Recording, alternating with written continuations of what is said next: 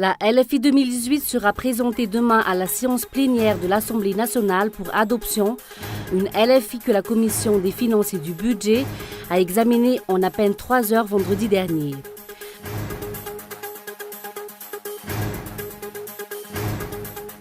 Depuis 3 jours, le personnel du SAMVA a fait une grève. Après une rencontre avec les responsables du SAMVA, les employés ont décidé de reprendre le travail.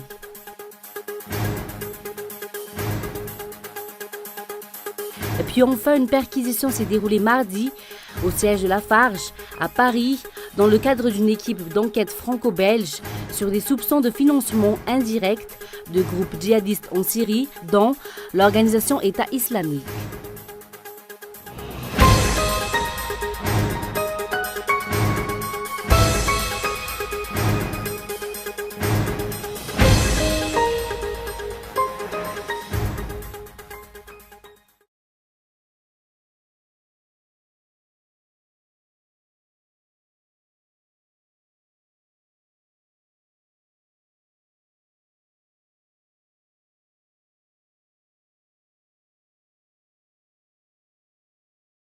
Bonsoir à tous et merci d'être avec nous dans ce journal. La page politique pour commencer, la LFI 2018 sera présentée demain à la séance plénière de l'Assemblée nationale pour adoption. Une LFI que la Commission des finances et du budget a examinée en à peine 3 heures vendredi dernier. Les détails dans ce reportage de André Arson. Et après examen du projet de loi numéro 040-2017 du 27 octobre 2017 portant loi de finances pour 2018, le 10 novembre dernier, la Commission des finances et du budget n'a délivré aucun compte-rendu au palais de Timazaz. Ce compte-rendu est pourtant exigé par l'article 52 du règlement intérieur de l'Assemblée nationale. D'autre part, la Commission des finances et du budget a consacré à peine 3 heures pour examiner ce projet de loi. Et pourtant, cette étape devrait se faire en 3 séances avant que le projet de loi ne soit présenté à la séance plénière de l'Assemblée nationale. L'examen peu approfondi d'un sujet aussi important justifie le manque de confiance des citoyens malagasy envers les personnes qu'ils ont élues pour les représenter. Les députés ont-ils déjà pris la peine de rencontrer leurs électeurs afin de connaître leurs avis sur la gestion du budget de l'État avant la session budgétaire? Prennent-ils seulement la peine de faire un compte-rendu à la population des lois adoptées lors de ces sessions? Des lois que pourtant nul n'est censé ignorer. Demain, chacun verra si des modifications vont être apportées à ce projet de loi de finances 2018 ou alors si elle va passer sans discussion comme la majorité des lois votées par les députés auparavant. Également, dans l'actualité depuis 3 jours, le personnel du SAMVA a fait une grève. Une suspension qui a entraîné une agglomération d'ordures dans divers secteurs de la capitale. Après une rencontre avec les responsables du SAMVA, les employés ont décidé de reprendre le travail. Michael Ramarla. Le non-respect des droits de l'homme, des contrats de travail inexistants, une absence de prise en charge pour les employés souffrants, des licenciements sans motif, tels sont les facteurs qui ont conduit les membres du personnel de la SAMVA au cours de ces 3 derniers jours à une grève. Une interruption qui avait pour but de réclamer leurs droits. Une confrontation a eu lieu hier entre les responsables du SAMVA et les représentants du personnel, à l'issue de laquelle un accord a été signé. Les mesures en cas de décès de la mère, du père, du conjoint, d'un enfant, d'un frère ou d'une sœur seront revues. Les licenciements se feront suivant le code du travail. Le recrutement d'un agent fixe se fera selon le budget de la société et en fonction de l'ancienneté de l'agent. L'équipement de travail et de protection sera fourni en fonction de la possibilité de la société. Celui qui aura égaré du matériel devra le rembourser suivant son prix d'achat. L'agent blessé au cours de l'exécution de sa tâche et qui pourtant a respecté toutes les mesures et procédures liées à cette exécution sera pris en charge par la société. La date de l'application des termes de cet accord n'est pas précisée dans ce document.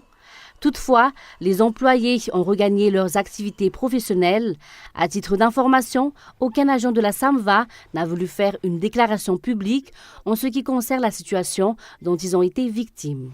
Cela fait 2 mois que les cours universitaires ont été suspendus.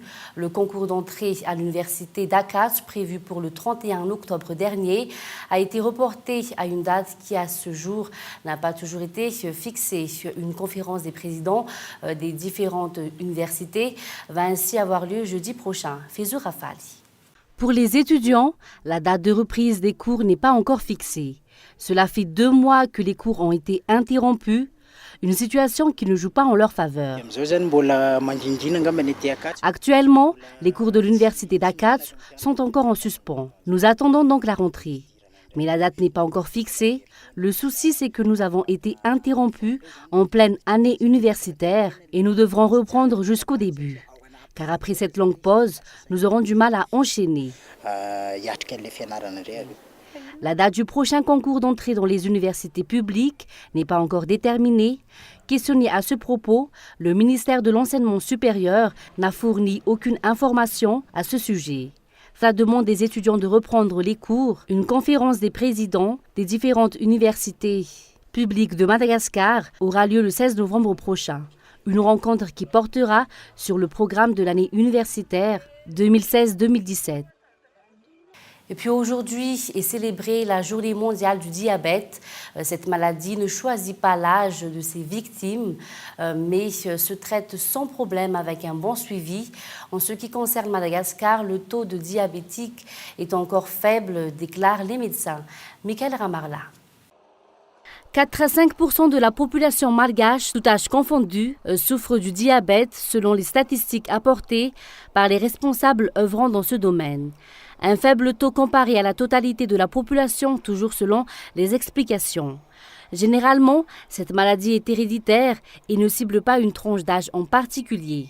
Pour les cas héréditaires, le diabète se déclare vers les 40 ans. Le diabète est en général héréditaire. S'il est acquis, comme le cas du diabète des enfants, il s'agit dans ce cas d'une atteinte du pancréas qui, suite à un événement déterminé, a eu du mal à produire une dose normale d'insuline. Prendre soin de soi à travers l'alimentation et pratiquer régulièrement le sport sont les seuls véritables moyens de lutte contre le diabète. Aujourd'hui, c'est la journée mondiale du diabète, une journée qui a pour objectif la plus importante campagne mondiale de mobilisation et sensibilisation au diabète. À cette fin, chaque centre de soins et de santé d'Antananarivo ont marqué ce jour à leur manière. Dans le reste de l'actualité, face à l'insécurité et les actions inefficaces des agents des forces de l'ordre, la population a décidé de prendre des mesures pour établir une certaine paix sociale. À l'exemple du DIN, du Ménabé, un DIN qui s'est avéré être une mesure efficace dans la lutte contre les actes de banditisme de la région. Passons maintenant à l'actualité internationale. Une perquisition s'est déroulée mardi au siège de Lafarge à Paris dans le cadre d'une équipe d'enquête franco-belge sur des soupçons de financement indirect de groupes djihadistes en Syrie dans l'organisation État islamique. France 24. Les investigations durent depuis juin dernier. Elles viennent de franchir un nouveau cap avec ces perquisitions au siège parisien et bruxellois de Lafarge. Menée par 3 juges d'instruction, l'enquête doit déterminer les détails des accords financiers entre le cimentier et le groupe État islamique en Syrie entre 2013 et 2014. Les enquêteurs vont chercher donc des documents et voir éventuellement des liens avec des messages, des échanges peut-être par mail ou par d'autres voies de communication électronique entre le service financier de Daesh. Mars 2012, le vent de la révolte populaire souffle dans le nord du pays. De nombreuses entreprises décident de quitter les lieux, mais pas Lafarge.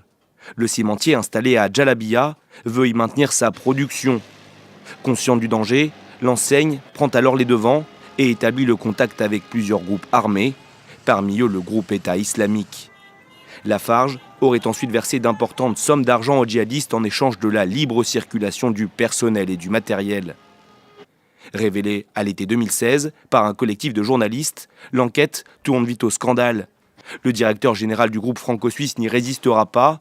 Eric Olsen démissionne 1 an plus tard. Il reconnaît des erreurs inacceptables. L'usine de Djalabia sera finalement attaquée par les djihadistes. Elle fermera ses portes quelques semaines plus tard, en septembre 2014. Et puis enfin, le séisme de magnitude 7,3 qui a secoué la région frontalière entre l'Iran et l'Irak dimanche soir a fait au moins 530 morts dans les deux pays, selon un bilan provisoire. Les autorités redoutent d'éventuelles répliques. France 24. C'est la ville iranienne la plus touchée par le séisme. Ici, malgré les basses températures, les habitants sont nombreux à avoir passé une deuxième nuit dehors. Le président iranien Hassan Rouhani, qui est arrivé ce mardi à Kermanshah, promet une reconstruction rapide. Je tiens à assurer à tous ceux qui ont souffert que le gouvernement utilisera tout ce qui est en son pouvoir pour résoudre les problèmes, et ce dans les plus brefs délais. Des dégâts matériels, mais surtout des pertes humaines. Plus de la moitié des personnes tuées par le tremblement de terre de ce dimanche se trouvaient dans cette zone. Désormais, il n'y a plus aucun espoir de trouver des survivants. Au début, il y avait juste un léger tremblement. Nous nous demandions quoi faire quand le deuxième séisme a frappé. Mon frère s'est coincé sous les décombres, mais quand les secouristes l'ont sorti une heure plus tard, il était trop tard et il est mort. J'ai perdu 3 personnes. Un membre de ma famille est blessé et 3 autres sont morts. Mon fils, ma belle-fille et mon petit-fils. Pour faire face à l'urgence, les autorités iraniennes disent avoir envoyé 20 000 tentes et plus de 50 000 couvertures, ainsi que plusieurs tonnes de riz et des bouteilles d'eau. Ce mardi, le gouvernement iranien a décrété une journée de deuil national. On termine avec un bref rappel des titres. La LFI 2018 sera présentée demain à la séance plénière de l'Assemblée nationale pour adoption. Une LFI que la Commission des finances et du budget a examinée en à peine 3 heures vendredi dernier. Et puis depuis 3 jours, le personnel du SAMVA a fait une grève. Après une rencontre avec les responsables du SAMVA, les employés ont décidé de reprendre le travail. Et enfin, une perquisition s'est déroulée mardi au siège de Lafarge à Paris dans le cadre d'une équipe d'enquête franco-belge sur des soupçons de financement indirect de groupes djihadistes en Syrie dans l'organisation État islamique. Et c'est la fin de ce journal. Merci de votre fidélité. Bonne soirée à tous sur Cool TV et au revoir.